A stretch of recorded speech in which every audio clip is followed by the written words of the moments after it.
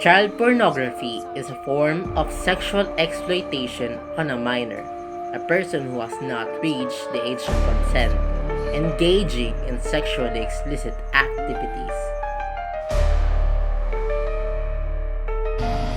The most important thing that every child can do to protect themselves from this malicious act is having parental guidance. Spreading awareness will open their minds that will allow them to have a knowledge about